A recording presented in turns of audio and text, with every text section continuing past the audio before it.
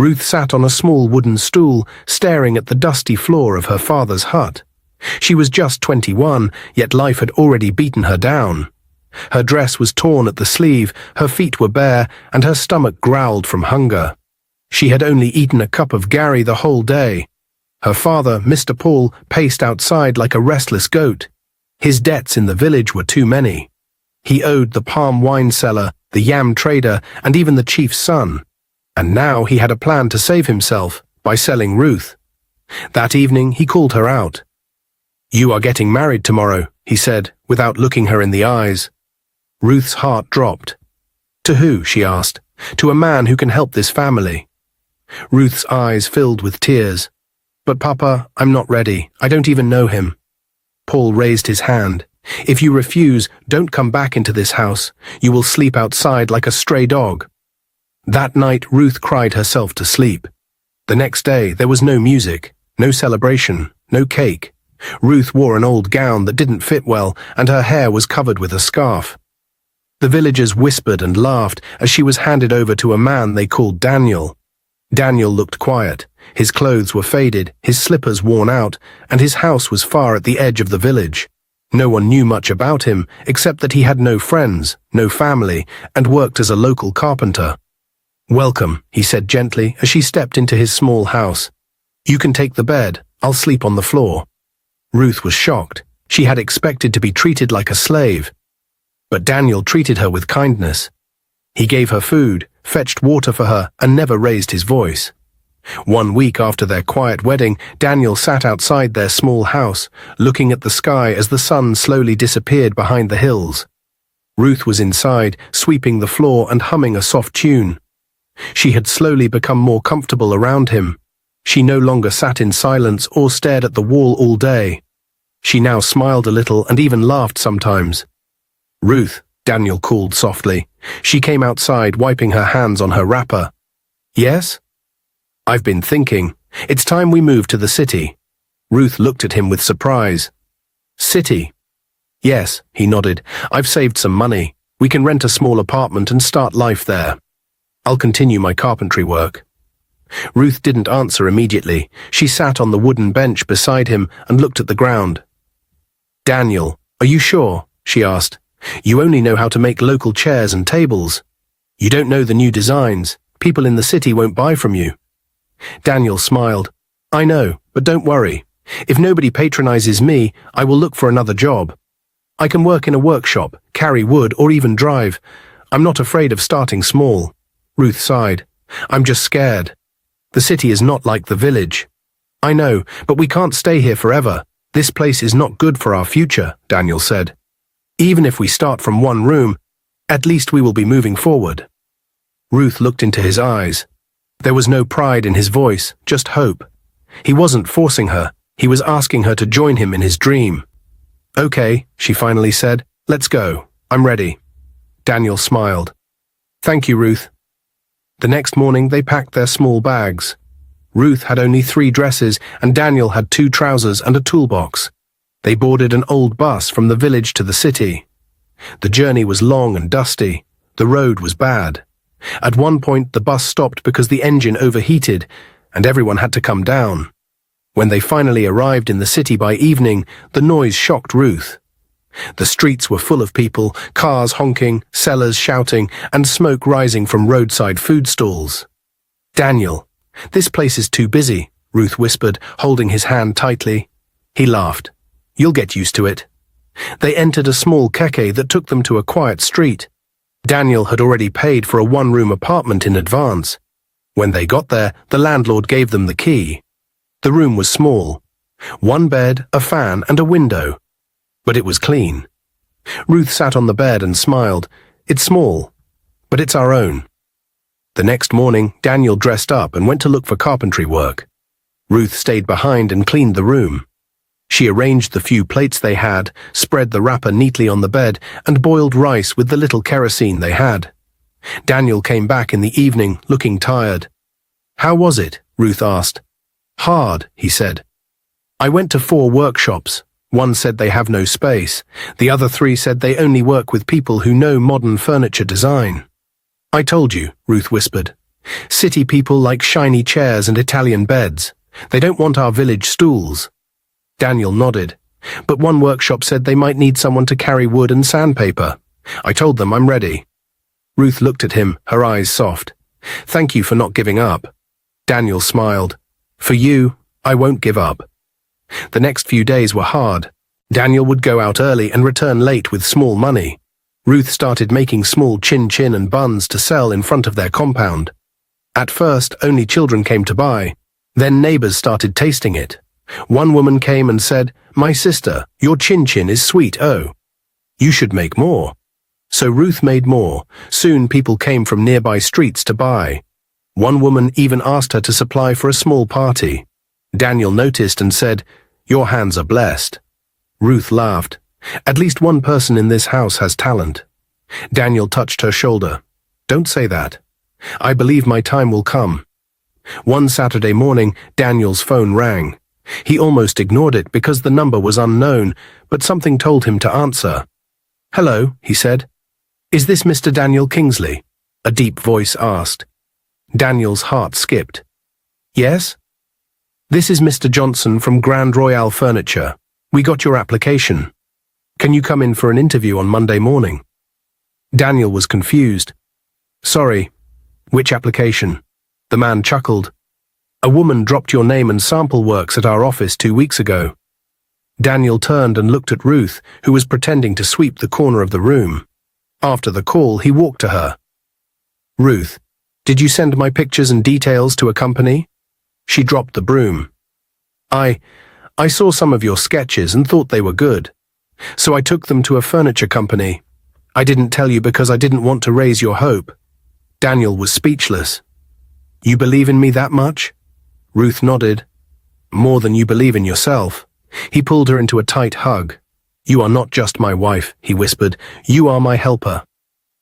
Monday morning came like a fresh breeze. Daniel dressed neatly in his cleanest shirt and trousers. Ruth helped him brush his collar and packed his small bag with a bottle of water and groundnut. He looked nervous, but she held his hand. You will do well, she said. Daniel smiled. Pray for me. I already did, she replied, kissing his forehead. After he left, Ruth sat quietly in the room. She wasn't in the mood to go out or do anything. She sat near the window, watching people pass by, thinking about her new life in the city. That was when she heard a knock on the door. Who is it? She asked. It's me, Luciana, a loud voice answered.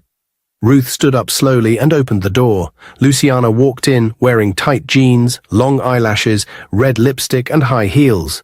She chewed her gum loudly and looked around the small room like she had entered a chicken coop. So this is where you live? Luciana asked, raising her eyebrows. Yes, Ruth said calmly. Luciana laughed. Wow, I still can't believe it. Ruth, the village beauty queen, now married to that poor carpenter called Daniel. You're sitting inside this small room, looking like a prisoner. I swear, you shocked me. Ruth looked at her. Luciana, is this what you came to talk about? Luciana placed her hand on her hip. My dear, you are too beautiful for this kind of life.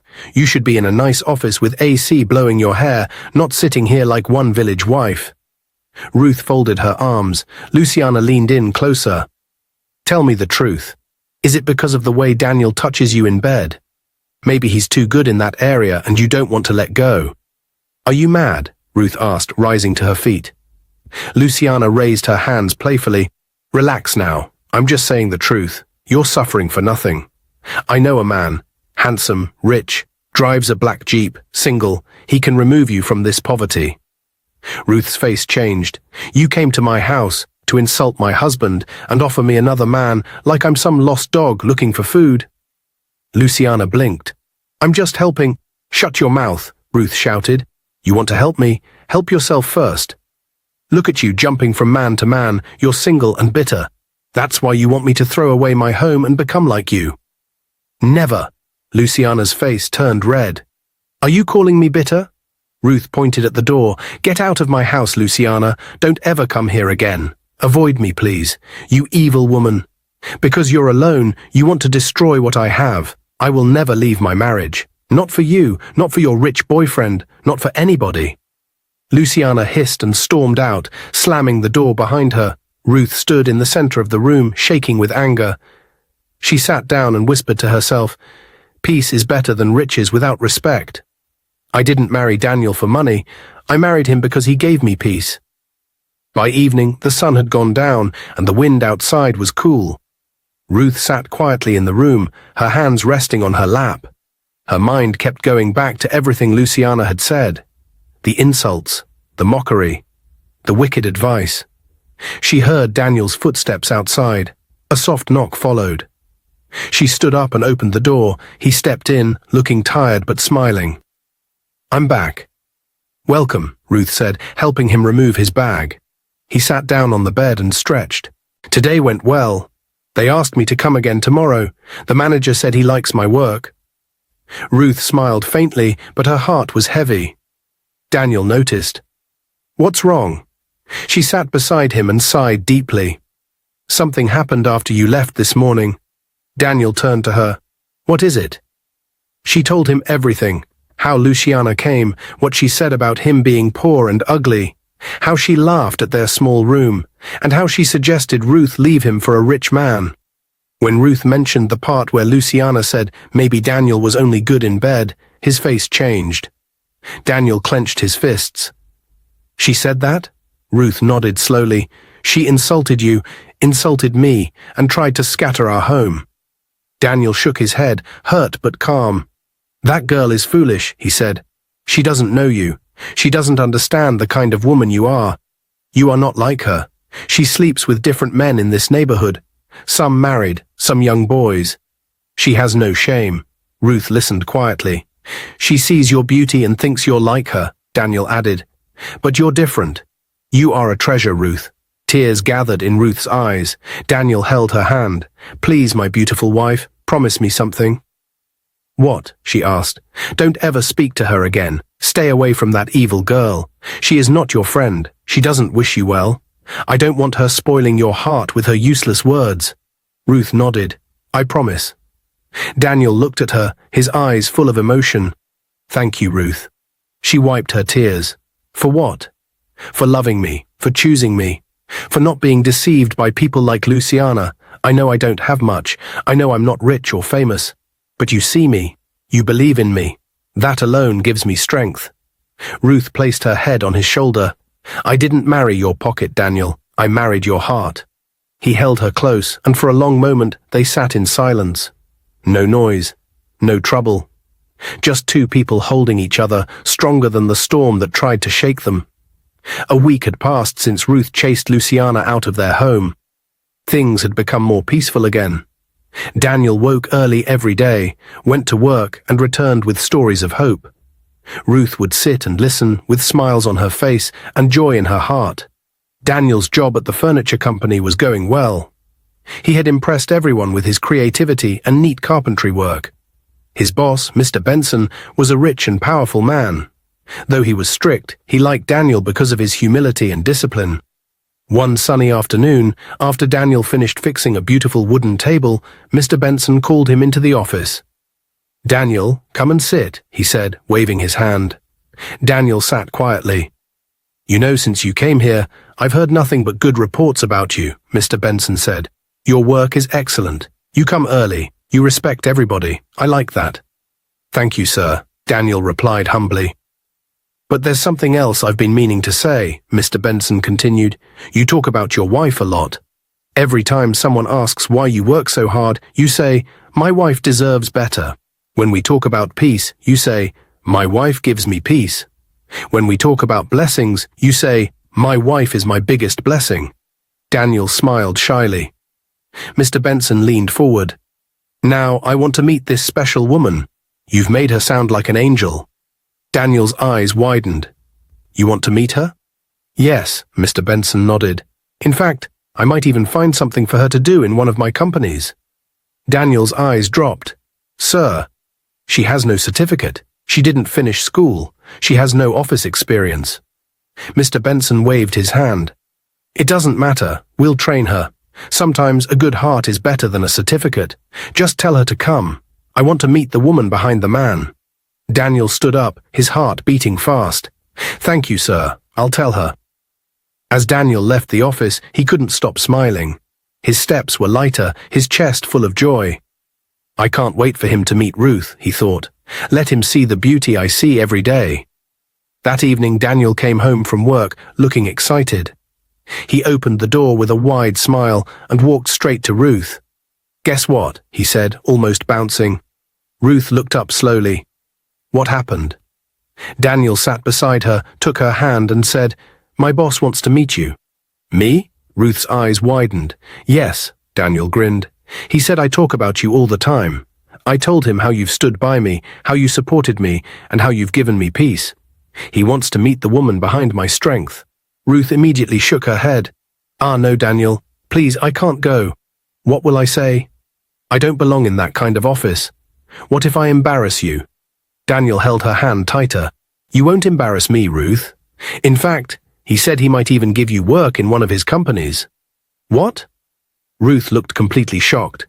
"Yes," Daniel nodded. "He said you don't need experience or a certificate. He will train you if needed."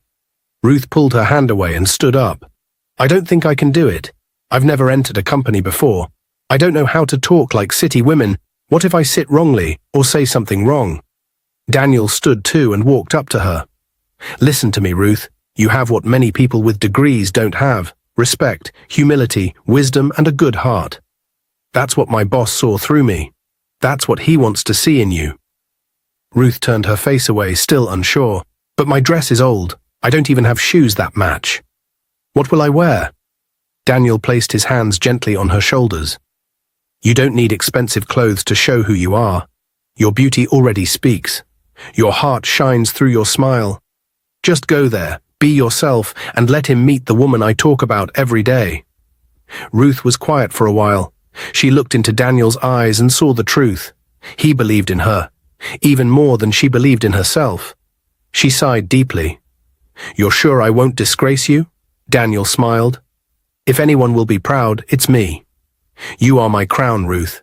You're the one who helped me rise. Let the world meet the reason I'm standing today."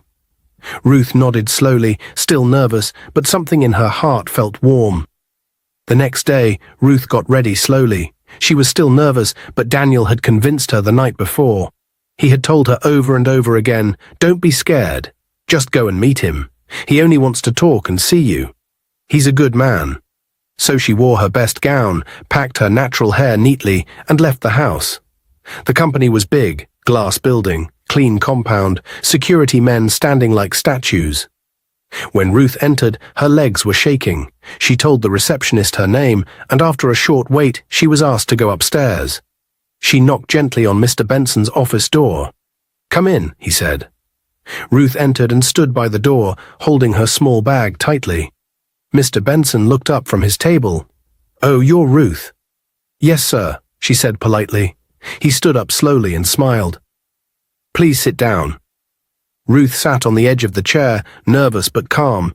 He looked at her for a few seconds and then said, "You're actually very pretty. I see why Daniel speaks so highly of you." "Thank you, sir," Ruth replied with a small nod. He leaned forward on his desk. "You're a very lucky woman. Daniel is a good worker, honest, humble, hard-working. He's one of the best I've seen in a while." Ruth smiled a little. "Thank you, sir.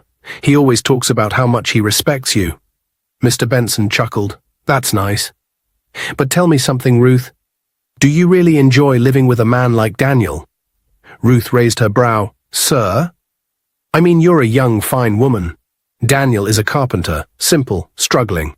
Look at me now. I'm successful. I own this company. I have many houses. I travel. I know big people. Don't you think you deserve more?" Ruth frowned. "Sir, I don't understand."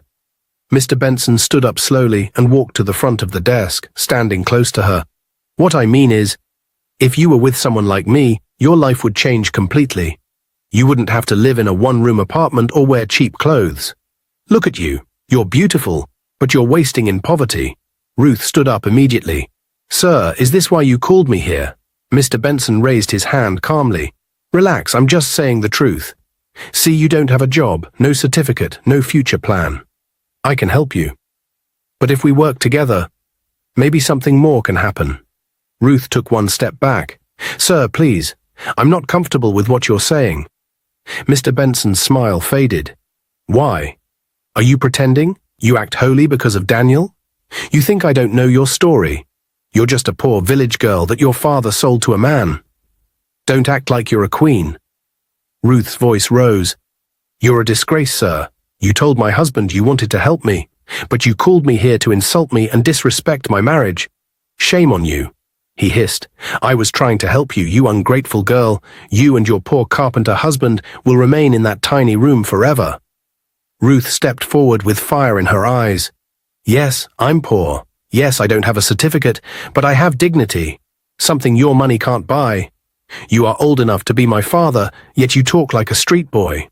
You wear fine suits, drive big cars, but your character is dirty." He pointed at the door. "Leave my office." Ruth laughed boldly. "You don't need to tell me twice, but hear me well. Don't you ever speak about my husband again. You're not even worthy to clean his shoes. If I ever see you near my house or hear your name again, you'll know that peace is not my weakness." She walked out of his office with her head high, leaving Mr. Benson standing there, fuming like a generator with no fuel. Ruth walked home fast, her legs moving like fire. The sun was hot, but her anger was hotter. Her heart beat loudly in her chest as she replayed every word Mr. Benson had said. The insult, the disrespect, the way he looked at her like a toy. She pushed the door open and sat on the bed, breathing heavily. So this is the kind of man Daniel is working for, she thought. A rich animal in human clothes. She had just picked up her wrapper to change when her small phone started to ring. Unknown number. She frowned and answered. "Hello?" A calm, deep voice came from the other end. "Ruth, it's me, Mr. Benson." She froze. Her eyes widened. "How did you get my number?" He chuckled lightly. "Have you forgotten I'm the boss? I can get anything I want." Ruth stood up slowly, her anger rising again. "What do you want?"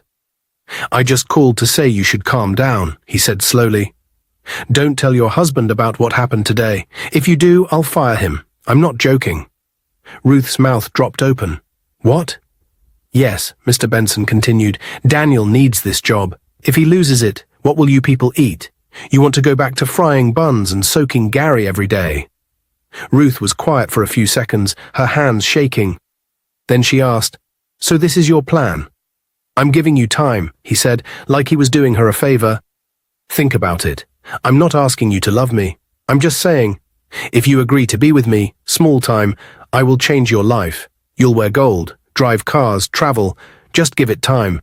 I know you're smart." Ruth closed her eyes, pressing her lips together. The room was silent for a while. Then she exploded. "Shame on you, Mr. Benson." He didn't reply. "You are a grown man, and this is what you use your power for, threatening a poor man's wife. You think I'll fear you because you're rich. You don't know me. Calm down." "No, I won't calm down," Ruth shouted. "You say you're not married. You have money. You have cars.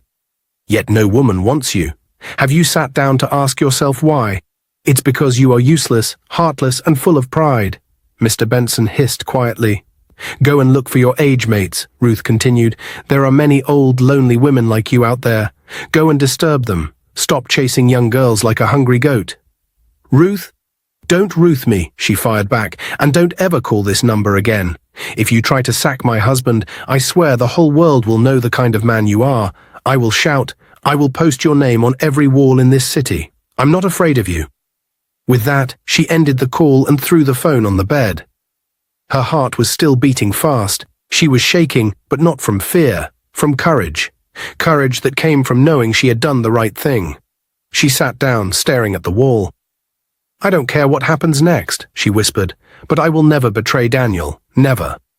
That evening, the air inside their small room was thick. Ruth sat on the edge of the bed, her mind full of everything that had happened. Mr. Benson's shameless words still echoed in her ears like a bad song. But her heart was calm. She had stood her ground. She had protected her marriage. The door creaked open slowly, and Daniel stepped in. He looked tired but hopeful. "Ruth," he called softly.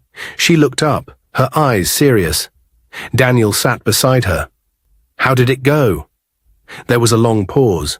Ruth took a deep breath and began, "Daniel, I need to tell you something, and I need you to listen carefully." Daniel frowned, sitting up straight. She told him everything. From the moment she stepped into Mr. Benson's office, how he praised her, then turned around and insulted both of them. How he later called her and warned her not to tell Daniel, threatening to sack him, and how he promised riches if she agreed to give herself to him.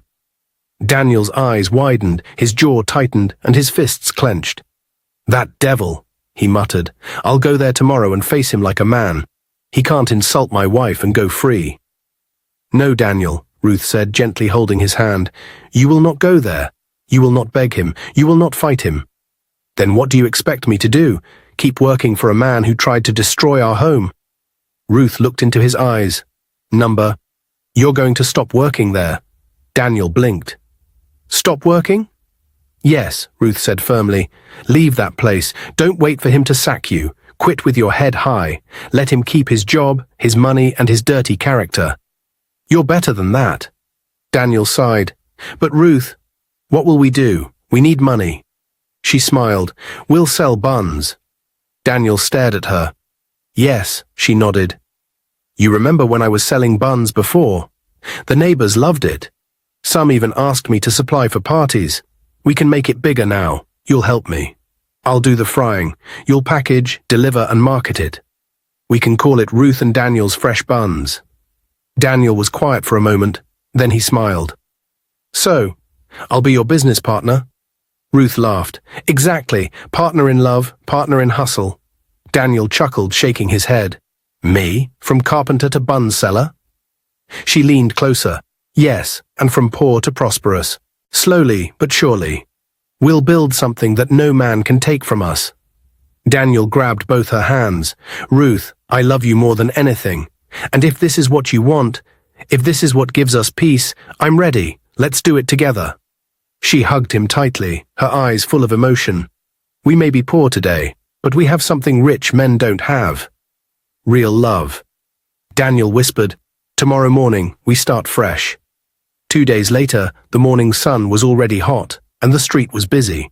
In front of their small apartment, Daniel was sitting near a local stove, carefully turning golden brown buns inside a wide frying pan. Sweat dripped from his forehead, but he didn't care. Ruth had gone to the market to buy more ingredients, and someone had to keep the fire going. The aroma of the buns filled the street, and 2 customers had already stopped by to buy some. "Wow, your buns are sweeto," one woman said. "Thank you," Daniel replied with a proud smile, "fresh and clean, straight from my heart." But as soon as the woman left, trouble arrived. Luciana. She came walking in like a hurricane, wearing tight jeans and a loud yellow blouse. Her makeup was too much, and her chewing gum was louder than her footsteps. She stopped in front of Daniel, folded her arms, and hissed long and hard. "So it's true," she said loudly.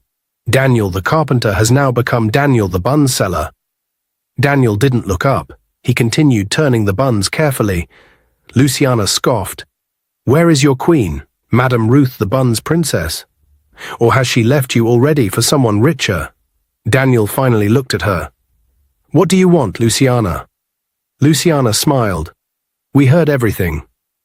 Your boss tried to help Ruth, and you opened your big bushy mouth to stop her. You're very foolish, Daniel. Very, very foolish. At least Mr. Benson would have paid you off.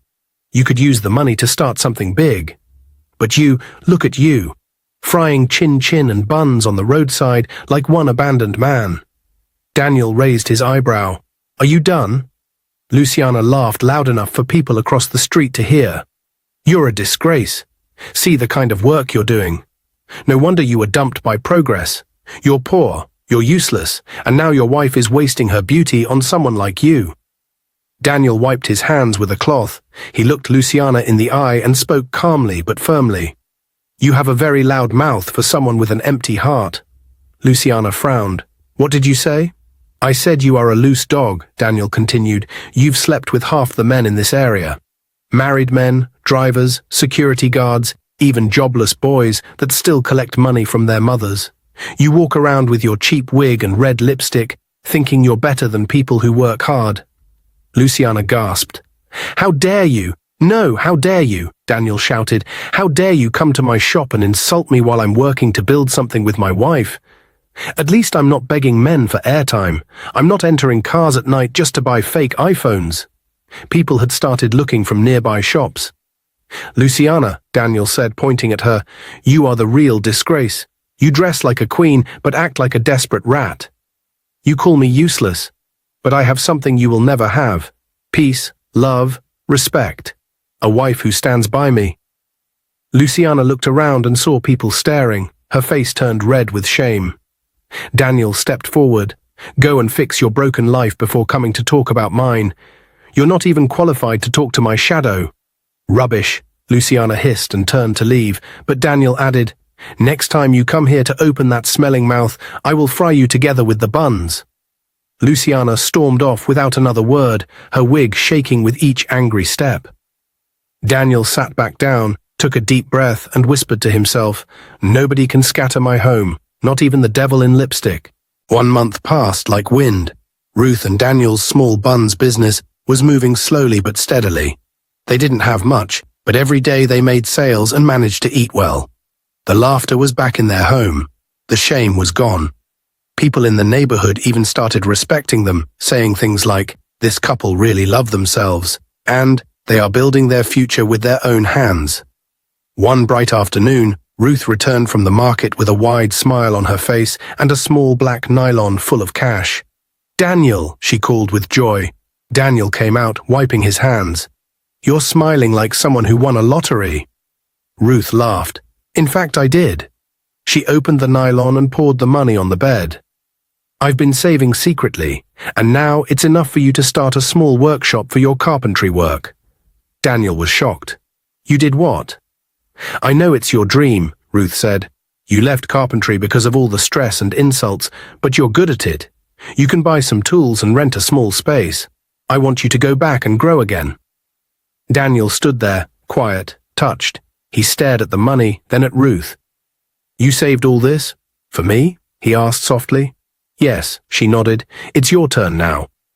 But Daniel shook his head. "No, Ruth. You've worked hard. Use the money to grow your business. Buy more flour, rent a kiosk, print your label, expand Ruth's buns. My time will come." But Ruth was firm. "No, Daniel, you've helped me enough. Now it's my joy to help you." Daniel smiled with pride. "I married a rare gem." Just then, Daniel's phone began to ring. He looked at the screen and frowned. "Who is it?" Ruth asked. Daniel sighed. "It's Mr. Benson." Ruth's face changed instantly. Daniel picked up slowly. "Hello?" Mr. Benson's voice came through. "Daniel, it's me. I know you may not want to hear my voice, but please, listen." Daniel didn't speak. "I want to apologize," Mr. Benson continued. "I was wrong for everything I said to your wife. I disrespected her. I disrespected you. I don't have an excuse, but I'm deeply sorry." Daniel still said nothing. "I've been thinking about everything," Mr. Benson went on. "Please come to my house this weekend. Bring your wife. I want to apologize face to face, and on Monday you can return to work. Your salary has been increased. I want peace." Daniel finally spoke. "With all due respect, sir, how dare you try to win my woman behind my back and now act like nothing happened?" There was silence. "I deserve that," Mr. Benson replied. "It was the devil, Daniel. I've been battling with many things, but I promise you, what I did was not me. I lost control. I just want to make things right." Daniel exhaled. "All right, sir. See you this weekend." He ended the call. The moment he turned around, Ruth was already staring at him, arms crossed, her face tight with disappointment. "I knew it," she said coldly. "I knew that was your boss. And you agreed." Daniel raised his hands. "Ruth, please listen." "You agreed we are going to his house this weekend?" Ruth asked angrily. "After everything he said to me? After he insulted me and called me names?" Daniel stepped closer. "I didn't agree because I'm weak. I agreed because I want to end this matter properly." Face to face. Ruth shook her head. "I'm disappointed in you. You know what he did. You heard what he said. Now he waves money and promotion, and you forget all the pain." Daniel touched her arm gently. "No, Ruth, I didn't forget. I just believe in second chances." He sounded truly sorry. Ruth pulled her arm away. What if it's a trap? What if it's set up? What if we go there and he does something terrible, or even tries to unalive us both? Daniel sighed deeply. No, Ruth. Mr. Benson can't hurt a fly. He's not like that. Ruth's eyes narrowed. How come you suddenly know so much about him? Daniel looked at the ground. It's not like that. I've heard people talking. They say he's harsh, but he's not violent. They say he's struggling with personal issues. He was once married, but his wife left him because of his mouth. He says things he doesn't mean. He pushes people away. Ruth folded her arms again. And you believe that? Daniel nodded slowly. I want to believe people can change. If he truly wants to apologize, let's hear him out. If he shows one sign of nonsense, we walk out. There was silence between them. Ruth finally sat down, rubbing her forehead. I don't trust that man. I know, Daniel said, and if you say no, we won't go. She looked at him for a long moment, then sighed. Fine, but I'm going there with one eye open and one eye closed. Daniel smiled. That's my queen. But if he tries anything funny, Ruth added, I will slap the demon out of him in front of his security. They both laughed. But inside their hearts were heavy with mixed feelings. The weekend arrived faster than Ruth expected. She dressed slowly that morning, her heart still full of mixed feelings. Daniel had promised that everything would go well, but a part of her couldn't shake the fear. She hadn't forgotten what Mr. Benson had said and done. Daniel wore his best shirt and jeans. He stood by the door, watching her get ready. You look beautiful, he said softly. Thank you, Ruth replied without smiling. They entered a small cab and made their way through the city. As they reached Mr. Benson's neighborhood, Ruth's eyes began to widen. The streets were clean, lined with flowers and shiny streetlights. Every house they passed looked like something from a magazine. When the cab turned and stopped in front of a tall black gate, Ruth gasped. This is it? Daniel nodded. The gate opened slowly, revealing a massive white mansion with glass doors, shiny cars parked outside, a swimming pool and green grass everywhere. Ruth stepped out, her mouth slightly open. Daniel, this house is like a palace. I can't wait for you to have something like this one day. Daniel smiled. I already do. Ruth looked at him. What do you mean? Daniel chuckled. Nothing, just joking. They walked in hand and were welcomed by two uniformed staff who led them into the living room. The place was shining from top to bottom. Marble floors, expensive furniture, paintings on the wall, and a sweet smell in the air. Then Mr. Benson walked in, dressed in a simple native attire, looking calm and humble, nothing like the proud man Ruth had met weeks ago. He walked straight to her and Daniel and greeted them quietly. Ruth, Daniel, he began. First, I want to say I'm deeply sorry for everything I said and did. I disrespected your marriage. I insulted you. I let pride lead me. I was wrong. Ruth didn't speak at first. She just looked at him. Mr. Benson continued, I've had time to think. And my son, Daniel, he told me so much about you. He said you're the reason he stood back on his feet. He said you're strong, loyal, and full of fire. And now that I see it with my eyes, I believe him. Ruth blinked. Wait, your son? What do you mean your son? Mr. Benson and Daniel both went silent. Ruth turned to Daniel. Daniel, what is going on? Daniel took her hand gently. Ruth, please, don't be angry. I wanted to tell you before, but I didn't know how. Mr. Benson, he's my father. Ruth pulled her hand away, her eyes wide. What? Your father? How? Why didn't you tell me? Daniel sighed. It's a long story. Years ago I was in a bad place. I had trusted people who used me and left me empty. I lost everything. My father, Mr. Benson, saw how broken I was. He advised me to go far away from the city, to a village, and find someone real, someone who would love me for me. Mr. Benson nodded slowly. I told him, go and find a woman who sees your heart, not your pocket. He didn't like the idea at first, but he obeyed me, and he found you. Ruth sat down slowly, overwhelmed. Daniel knelt beside her. I didn't plan to marry you out of pity. I fell in love with you, Ruth. I love you deeply. That day at your father's house when he gave you to me like a gift. I saw pain in your eyes, but I also saw strength. And every day since then, you've made me a better man." Ruth looked at him with tears forming in her eyes. Mr. Benson stepped closer. "And now I want to right another wrong. That wedding in the village. It was rushed, small, no honor. In 2 weeks we're doing it again, a proper church wedding. One that suits the queen you are." Ruth wiped her eyes, but didn't say a word. Daniel continued, "I wanted to surprise you, but I see now I should have told you everything from the beginning. I'm sorry. I just didn't want to lose the peace we've built." Mr. Benson added softly, "I know I don't deserve your forgiveness, but please, for my son's sake, and for the future we're all about to build together, let's move forward." The room was quiet. The only sound was the gentle hum of the air conditioner. Then Ruth stood up, looked at both of them, and sighed deeply.